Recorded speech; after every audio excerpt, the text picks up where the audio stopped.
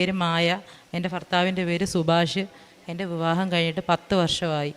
അപ്പം ഇതിപ്പോൾ പറയാൻ കാരണമെന്ന് പറഞ്ഞു കഴിഞ്ഞാൽ, ഞാനാണേ ഒരു 3 വർഷത്തിന് മുന്നേ എൻ്റെ ചെവിയുടെ ഒരു ഓപ്പറേഷൻ കഴിഞ്ഞിട്ട് ഞാൻ വണ്ടാനം മെഡിക്കൽ കോളേജിലായിരുന്നു. അപ്പോൾ ഇതുപോലെ ഒരു ചേച്ചി ഇവിടെ കൃപാസനം പള്ളിയിൽ നിന്ന് കൊണ്ടുവന്ന് എനിക്ക് ഒരു ചെറിയൊരു കാശിരൂപം പോണക്കത്തെ ഒരു ചെറിയൊരു ഇത് കൊണ്ട് തന്നു. എന്തുവാ, ഒരു ലോക്കറ്റും ഒരു പത്രപ്പേപ്പറും തന്നിട്ട് ആ ചേച്ചി എന്നോട് ചോദിച്ചു, മോള് ഈ പള്ളിയിൽ പോയിട്ടുണ്ടോ? ഞാൻ പറഞ്ഞു, ഇല്ല ചേച്ചി, ഞാൻ പോയിട്ടില്ല. അപ്പോൾ എന്നോട് ചോദിച്ചു, മോൻ എത്ര മക്കളുണ്ട്? ഞാൻ പറഞ്ഞു, ചേച്ചി എനിക്ക് ആദ്യം ഒരു കുഞ്ഞുണ്ടായി. ആദ്യം ഒന്ന് പ്രഗ്നൻ്റ് ആയിട്ട് ആ കുഞ്ഞങ്ങ് അബോഷനായിപ്പോയി. അത് കഴിഞ്ഞ് രണ്ടാമതൊരു കുഞ്ഞുണ്ടായി 3 വർഷം കഴിഞ്ഞപ്പം. ആ കുഞ്ഞാണെന്നുണ്ടെങ്കിൽ പ്രസവിച്ച് കഴിഞ്ഞ് 6 മാസമായി പ്രസവിച്ച് കഴിഞ്ഞാണ് ആ കുഞ്ഞ് മരിച്ചു വന്നത്. ആൺകുഞ്ഞായിരുന്നു. ഹാർട്ട് ബീറ്റ് കുറഞ്ഞ് ആ കുഞ്ഞ് മരിച്ചുപോയി.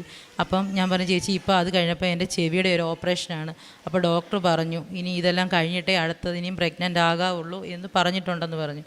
അപ്പം ഞാനാണെന്നുണ്ടെങ്കിൽ ആ ചേച്ചിയോട് ഇത് പറഞ്ഞപ്പോൾ ആ ചേച്ചിയോട് പറഞ്ഞു, മോനെ ഇതെല്ലാം കഴിഞ്ഞ് കഴിയുമ്പോൾ മോൻ ആ പള്ളിയിൽ പോയി വിശ്വാസത്തോടു കൂടി മാതാവമ്മയ്ക്ക് ഉടമ്പടി എടുക്കണം, മോൻ അവിടെ പോകണമെന്ന് പറഞ്ഞു.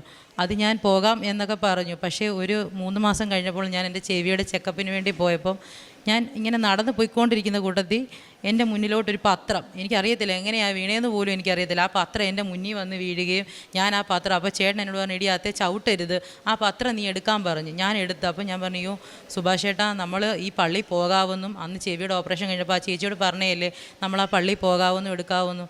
അങ്ങനെ ഞങ്ങൾ ഇവിടെ വന്നു. അന്നേരം തന്നെ ചെക്കപ്പ് കഴിഞ്ഞ് ഇറങ്ങിയ ഉടനെ തന്നെ ചേട്ടൻ പറഞ്ഞു, അതിനെന്താ നമുക്ക് ആ പള്ളിയിൽ പോകാം, ഇനി എത്ര താമസിച്ചെന്ന് പറഞ്ഞാലും അവിടെ പോയിട്ടേ നമ്മൾ വീട്ടിൽ പോകുന്നുള്ളൂ എന്ന് പറഞ്ഞു. അങ്ങനെ ഞങ്ങൾ ഇവിടെ വന്നു. ഞങ്ങൾ പിന്നെ 2023 9-ാം തീയതിയാണ് ഞാനിവിടെ വന്ന് ഉടമ്പടി എടുക്കുന്നത്. ഉടമ്പടി എടുത്ത് ഇവിടുന്ന് തന്നെ എല്ലാ പിന്നെ തൈലവും ഉപ്പും കാശിരൂപവും ഒക്കെ വെച്ച് ഇവിടുന്ന് പറഞ്ഞതുപോലെ തന്നെ എല്ലാ കാര്യങ്ങളും കൃത്യനിഷ്ഠയോടെ ചെയ്ത് അച്ഛൻ്റെ ധ്യാനവും ഒക്കെ കാണുകയും എല്ലാ പുണ്യപ്രവൃത്തികളും ഞങ്ങൾ ചെയ്യുകയൊക്കെ ചെയ്തു.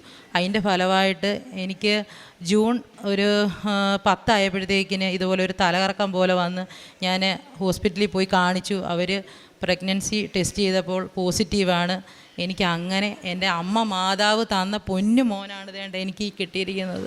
അതിന് മുമ്പുണ്ടായതെല്ലാം എൻ്റെ പോവായിരുന്നു. പക്ഷേ ഇതിനെ എനിക്ക് ആയുസോടുകൂടി എൻ്റെ മാതാവമ്മ എനിക്കെൻ്റെ കയ്യിൽ തന്നു. 1000 നന്ദി ഞാൻ എൻ്റെ അമ്മ മാതാവിനോട് പറയുകയാണ്. കാരുണ്യപ്രവൃത്തി ഞങ്ങൾ ഹോസ്പിറ്റലിൽ പോകുമ്പോഴത്തേക്കിന് ചേട്ടന് ഓരോരുത്തർക്ക് ആഹാരം മേടിച്ച് കൊടുക്കുകയും അവർക്ക് പൈസ കൊടുക്കുകയും ഒക്കെ ചെയ്യും.